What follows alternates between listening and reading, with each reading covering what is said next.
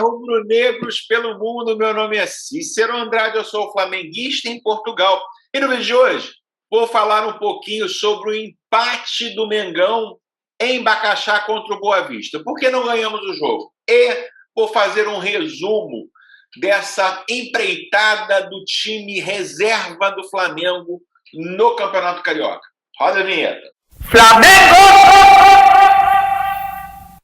Se você chegou nesse vídeo, peço encarecidamente, meu amigo, que você curta, compartilhe, se inscreva no canal e acione o sininho para receber notificações sobre os vídeos diários que fazemos aqui sobre o nosso Mengão. Vamos lá, pessoal, o jogo de hoje, ou melhor, o jogo de ontem. Tem muita gente chateada com o empate lá em Bacaxá contra o Boa Vista. Ah, deveria ter ganho. Vamos com calma. Vamos lá. Vamos colocar alguns pingos nos is. Né? O Flamengo vem jogando aí o campeonato até agora, até mais da metade, ou a metade dele, com um time misto. Essa é a grande verdade. O time titular do Flamengo, ele estreia quarta-feira agora contra o Bangu. Né? Com o empate, nós atingimos a liderança da Taça Guanabara. Nós somos líderes, tudo bem, é o mesmo número de pontos que o Volta Redonda, mas no saldo de gols nós ainda somos os líderes do campeonato.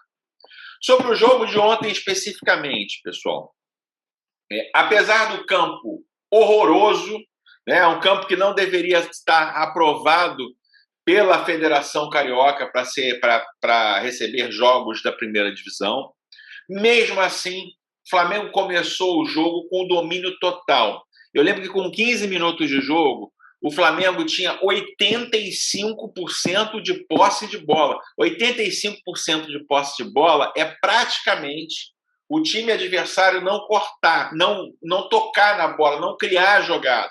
Eles praticamente cortavam jogada e trocavam 3 passes no máximo. Então, assim, o Flamengo no início teve total domínio e troca de bola, tentando ali vencer a defesa fechada do Boa Vista. É bem verdade que nesse início foi muito difícil ali penetrar no bloco defensivo muito bem montado ali pelo técnico do Boa Vista. A primeira oportunidade foi um tirambaço do nosso Cobra Kai, do Hugo Moura, né? Uma bola que merecia ter entrado. Ele fez no jogo contra o Botafogo um golaço de perna esquerda de fora da área, e essa foi de perna direita, bateu na trave, bateu no chão e saiu. Né? E o Flamengo continuava tentando penetrar ali no bloco defensivo feito dentro da área, ali na entrada da área do Boa Vista, mas com domínio total e irrestrito. Em uma única bola que o Boa Vista foi ao ataque, em uma única bola, uma única vacilada ali na marcação do Flamengo. O lateral esquerdo do Boa Vista vai dar um tirambaço, entra no ângulo do Neneca, 1-0 Boa Vista. Quero fazer um parênteses aqui engraçado, pessoal. Eu estava vendo a transmissão no Facebook ontem aqui em Portugal, né? E eles estavam mostrando a quantidade de golaços de chute de fora da área. Vamos lembrar do gol do Max, por exemplo, no primeiro jogo contra o Nova Iguaçu. Vamos lembrar também do gol do Hugo Moura, que a gente acabou de falar aqui. Falando de outros times, né, o gol do jogador do Fluminense contra o Flamengo, que deu a vitória do Fluminense. Enfim, tem um gol maravilhoso aí de um jogador do Nova Iguaçu contra o Vasco. O que eu quero dizer é que pode ser um pouco de ilusão de ótica. Quem é um pouco mais coroa aqui, como eu, vai lembrar. Quando eu era criança, a gente jogava com uma bola chamada dente de leite. Né? O que era uma bola dente de leite? Era uma bola que, teoricamente, não era uma bola, obviamente, oficial, era uma bola cheia de gomos, né? De plástico, cheia de gomos, aliás, parecida com essa, né? Eles fizeram uma bola branca com gomos pretos, era exatamente como era a bola do dente de leite, mas era uma bola leve. Então, o que acontecia? Você chutava, ela fazia efeito, ela fazia curva. Por quê? Porque o seu pouco peso fazia com que ela se aproveitasse da resistência do ar para fazer. E eu acho engraçado a impressão que eu tenho, de novo, pode ser uma mera ilusão de ótica, que os jogadores estão jogando com uma bola dente de leite. Então, né, jogadores que nunca fizeram gols espetaculares, enfim, que não têm o chute forte, Parece que essa bola, não sei, até alguém que, por favor, tenha essa informação e possa colocar aqui nos comentários, divida comigo. A impressão é que eles estão jogando, eu sei que não é, mas com a bola Nate de leite, né? Enfim, que qualquer petelequinho, a bola pega uma força, uma proporção, uma velocidade, um efeito descomunal. E aí, assim, foi feito o gol do Boa Vista. O Flamengo não se abalou, né? Houve uma pequena mudança em relação a isso. O Boa Vista, depois do gol, ele passou a sair um pouco mais. E aí veio uma enxurrada de gols perdidos pelo Flamengo, né? Foi Vitinho, Gabigol, PP, Michael, René, Vitinho de novo, Gabigol, João Gomes, enfim. Flamengo chutou 24 vezes ao gol do Boa Vista sem conseguir atingir a meta efetivamente. Mas tem um detalhe tático que talvez tenha atrapalhado uma maior produtividade desses lances e até a maior número de chances previstas. O que acontece, pessoal? Pouca gente percebe. Esse time B do Flamengo, ele joga diferente do time A.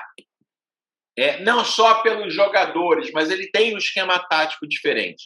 O que acontece? O Flamengo, para defender, tem 2 linhas de 4, né? Enfim, os 4 dos laterais e os zagueiros, e a linha que está à frente, ela é formada pelos 2 volantes, né? Hugo Souza e João Gomes, e pelos jogadores abertos, Vitinho e Michael. Na frente fica no time que jogou a maioria das vezes, né? O Rodrigo Muniz, e o PP acaba sendo algumas vezes o segundo homem ali que auxilia ele nessa jogada. O que acontece? Esse time ele tem encontrado defesas muito fechadas. Então, se você olhar os gols da campanha, você vai ver que muitas vezes são ultrapassagem dos laterais, bolas cruzadas na área e conclusão do Rodrigo Muniz, né? É um jogo para se jogar, é uma forma de se jogar onde se privilegia o centroavante. Aquele centroavante raiz, pessoal, aquele centroavante de área, aquele cara que é fortão, que cabeceia bem, que chuta bem, que tem corpo, que vai conseguindo espaço. E, de fato, se você olhar, o Flamengo vinha jogando assim. Ontem saiu o Muniz e entrou o Gabigol. O Gabigol é um centroavante diferente, né? O Gabigol é um centroavante que ele procura os espaços, que ele vem trabalhar fora da área e que ele se coloca de forma com que ele esteja na cara do gol, que ele entre pelo meio da defesa, né? O Flamengo original, o Flamengo A, ele também acaba defendendo com 4, né? Com a linha de 4, né? Muitas vezes ali Diego, Arão ou Gerson, ou Diego e Arão, Everton Ribeiro, Arrascaeta, e às vezes ele troca com o Bruno Henrique, e com 2 na frente, Gabigol e Bruno Henrique. O que acontece? Essas peças da lateral, o Arrascaeta e o Everton Ribeiro, são gênios, né? Eles não são jogadores comuns de dar o passe certo. Eles são jogadores desequilibrantes. Então, o que acontece? Nessa movimentação, eles fecham pelo meio e a gente vê aquele Flamengo que a gente adora ver, fazendo tabelas, furando as defesas, enfim, com jogadas, entra Bruno Henrique e Gabigol também e triangula com eles. Então, assim, se torna aí um Flamengo totalmente diferente daquele que vai ao fundo e cruza a bola para a área, para um ataque extremamente móvel que desequilibra todas as defesas. Com a entrada do Gabigol ontem, que eu confesso que fiquei preocupado em função do estado do campo e de uma contusão e dele estar vindo prematuramente sem ter feito todo o trabalho físico dos demais jogadores, o Flamengo ele ficou entre a cruz e a espada em como jogava. O Flamengo ele perdeu aquela referência na área, que foi aí era para quem o Flamengo jogava, e tentou em algumas vezes se adaptar ao Gabigol. Você vê que ontem o Mateuzinho não subiu tanto pela direita, como ele não foi tanto a linha de fundo como ele foi nos outros jogos, né? Mesma coisa o René, né? Você vê também que apesar de terem se esforçado muito, Vitinho e Michael jogaram de uma forma diferente do que eles vinham jogando nos outros jogos. Eu acho que, falando um pouco individualmente dos jogadores, ontem o PP fez uma partida muito ruim, né? Eu vou falar um pouquinho agora no final do que eu acho que esse time apresentou nesses 6 jogos, mas eu queria falar do PP, né?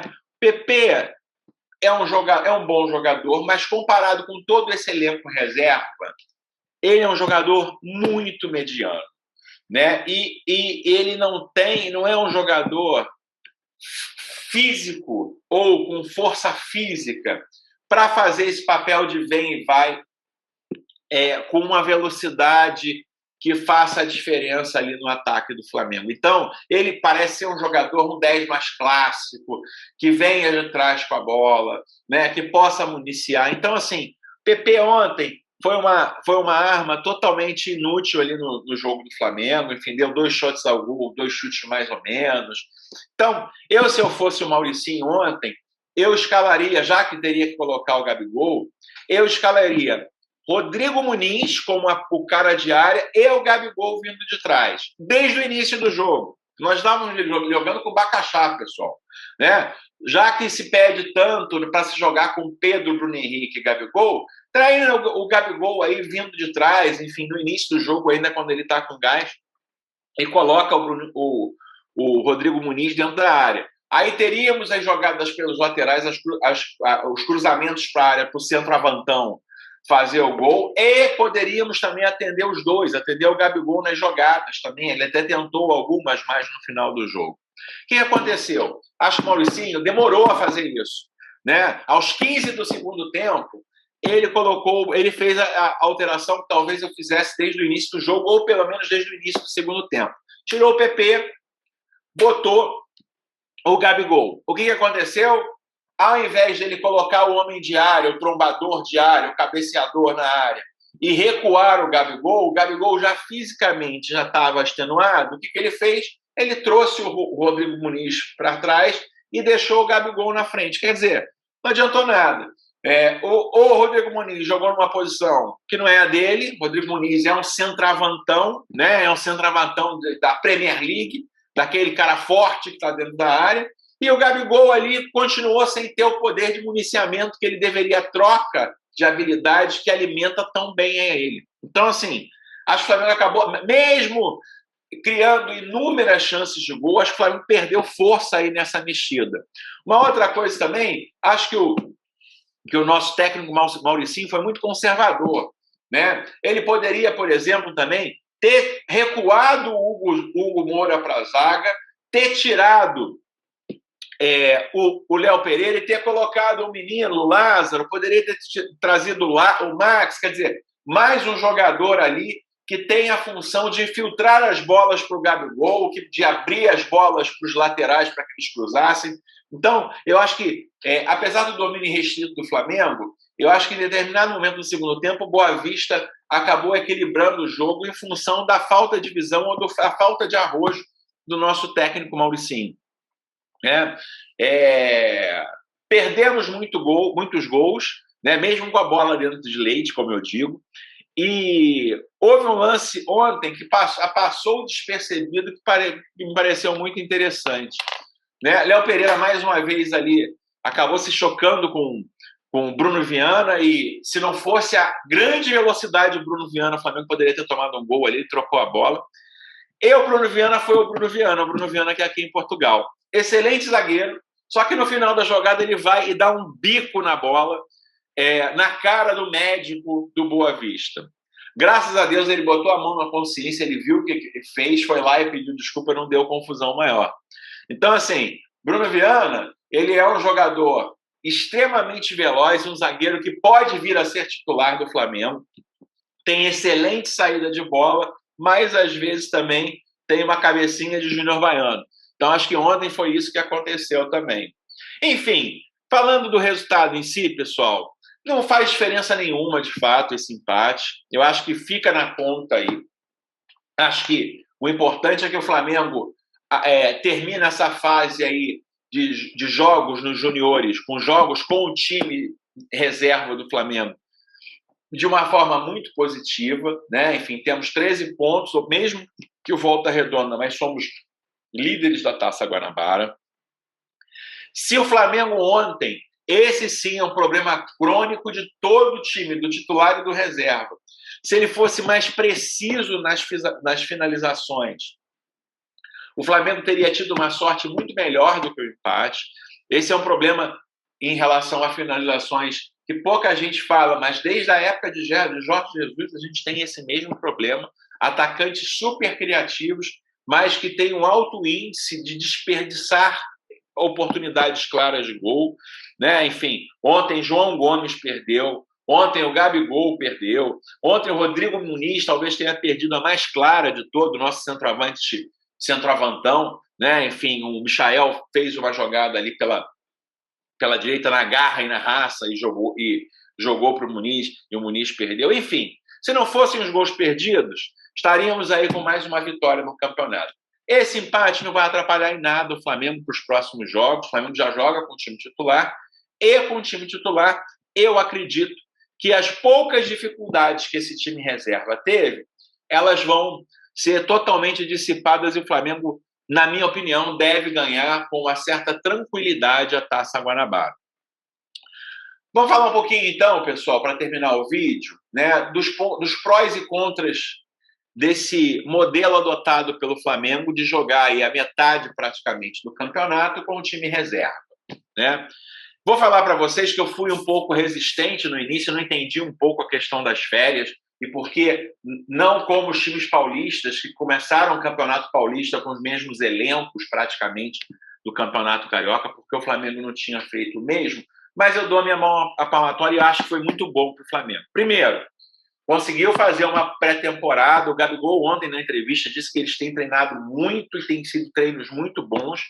Quer dizer, fez uma pré-temporada. Um dos problemas físicos, um dos problemas do Flamengo na temporada passada foi físico. Então eu estou com uma expectativa muito grande que esse time comece contra o Bangu na ponta dos cachos, já comece muito bem, ou já comece ganhando o ritmo de jogo para chegar no jogo dia 11 contra o Palmeiras, na final da Supertaça, muito bem preparado. Acho que alguns jogadores aproveitaram muito bem esse período, né? Vou citar algum deles, Mateuzinho, né? Acho que quem assistiu os 6 jogos se livrou totalmente sobre as dúvidas da qualidade do nosso lateral, né? Enfim, ele foi uma das peças principais dessa campanha, né? Fazendo cruzamentos precisos, enfim. Questão da marcação também ele não comprometeu, extremamente participativo, extremamente antenado no jogo. Acho que sim, pode ser, com um pouco mais de trabalho, um lateral que possa ser até titular, do time principal do Flamengo. A gente tem o Isla, que é um jogador experiente, enfim, com experiência na Europa, na seleção chilena. Mas o Mateuzinho pode, inclusive, despertar o interesse na Europa. A chegada de Bruno Viana, apesar dele não ter aí ataques perigosíssimos, se mostrou um zagueiro muito bom, né? Enfim, muito bom na saída de bola, seguro, firme. Pode vir a ser titular do Flamengo. Léo Pereira, foi bom para dar jogo a ele ainda se mostra inseguro, ele ainda se mostra com algumas decisões erradas. Talvez o baque aí de ser um ídolo no Atlético Paranaense, um jogador contestado, tenha feito mal a ele. Mas para ele, posso dizer que esse ritmo de jogo vai fazer bem para que ele possa ser utilizado na temporada. René é o René, né? Enfim, o René é o lateral que a gente sabe das capacidades dele, apesar dele ter sido aí o lateral bola de ouro de 2018 no Campeonato Brasileiro. Ele é um jogador limitado, porém é um jogador que eu gosto dele e acho que é bom que ele se mantenha no elenco. Ramon, né, que teoricamente começou aí os primeiros jogos e é dito como uma joia rubro-negra. Enfim, né, eu acho que ainda está muito na presepada de passar o pé em cima da bola, mas não mostrou muito futebol. Mas eu acredito que ele possa evoluir mais. Talvez os jogadores que mais tenham aproveitado junto com o Rodrigo Muniz foi o nosso meio-campo, né? Enfim, Hugo Moura, pessoal. Hugo Moura, é pena que eu não fazia vídeos antigamente. Hugo Moura, desde a passagem inicial dele do Flamengo, desde os jogos que ele foi escalado para jogar de zagueiro, eu sempre achei ele um jogador utilíssimo aí para o time do Flamengo e um jogador que pode sim estar compondo junto com o time titular do Flamengo. Né? Por quê? Porque ele é um jogador forte na marcação, excelente na saída de bola, ele é inteligente e ele trouxe uma novidade para a gente, né? A facilidade que ele tem dos chutes de fora da área podem ser uma arma muito importante para o Flamengo. Né? Quem dispensou ele, se eu não me engano, para ir para o Curitiba foi o Jorge Jesus, né? Foi pelo menos um erro do nosso ídolo técnico mister, né? Acho que deveria ter sido mantido porque ele é um excepcional jogador e o Flamengo deve manter ele. Né? Ele é muito jovem também, ele tem muito que evoluir. Outro, João Gomes. Pessoal, João Gomes entrou em alguns jogos do Campeonato Brasileiro, substituindo o Diego, substituindo o Gerson, né, com um pouco mais de timidez. Ele, nesse time B, ele mostrou toda a fluidez do seu jogo, é um motorzinho no meio-jogo, é extremamente habilidoso, chuta muito bem para o gol, é presente, é raçudo, também encarna aí a camisa rubro-negra. Então, assim, é mais um jogador que a gente ganha no nosso elenco. Né? É mais um jogador que se destaca, que numa hora do jogo, num jogo mais importante, a gente pode sim pensar em colocar o João Gomes, não como um jogador que vai tampar um buraco, mas um jogador que vai trazer solução. Eu acho que Mateuzinho, Hugo Moura e João Gomes são jogadores agora que mudam de patamar em relação à torcida do Flamengo e à própria comissão técnica. Eles não são aqueles jogadores só para cumprir tabela, para substituir alguém que está cansado. Eles são jogadores agora que ganharam, de fato, um status, né, que podem ser jogadores que sejam escalados, que venham do banco de reservas para mudar o jogo, sim. Eu acredito. PP, eu acabei já falando um pouco deles. PP de todos talvez seja o mais fraquinho. Né? Tá ali, tá bom para compor um elenco, mas ele é um jogador mais à moda antiga mesmo. Ele lembra jogadores como Paulo Henrique Ganso, né? Que são jogadores mais lentos, teoricamente, para jogar naquela função. Então, enfim, acho que o Flamengo deve manter ele no elenco, mas seria muito bom o Flamengo contratar um reserva para o Arrascaeta e para o Everton Ribeiro. Né? Enfim, saiu o Gerson, entrar o Thiago Maia. Saiu o Arão ou o Diego, entrar o João Gomes e o Hugo Moura. Se mantém mais ou menos. Saiu o Arrascaeta e entrar o PP, é uma queda muito grande. Então, aí eu acho que seria a peça que eu contrataria para esse elenco do Flamengo. Na frente, pessoal, primeiro, achamos um centroavante raiz, desculpa, o Rodrigo Muniz, munizou a galera e se mostrou aí que como centroavante, não como na recomposição, como o Rogério Ceni falou, como centroavante, ele é um excelente recurso, né? Quando tiver aí defesas fechadas, onde a estratégia vai ser cruzamento na área. Ele é um jogador realmente, como eu já falo aqui, ele é estilo Premier League, centroavante grandão, forte, habilidoso, fazedor de gol. Então, assim, para ele foi excelente também isso. Né? E acho, pessoal, que incrivelmente esses 6 jogos fizeram muito bem, tanto ao Michael quanto ao Vitinho. Né? Ao Michael, a gente conseguiu ver ele um pouco melhor como um jogador que ainda toma muitas decisões erradas mesmo, mas é um jogador extremamente raçudo, é um jogador que não desiste, é um motorzinho, é a dedicação. Flamengo, ele não se notabiliza só por jogadores excepcionais, jogadores aonde com habilidade ínfima. Flamengo se notabiliza também por jogadores que vestem o manto sagrado e jogam com vontade.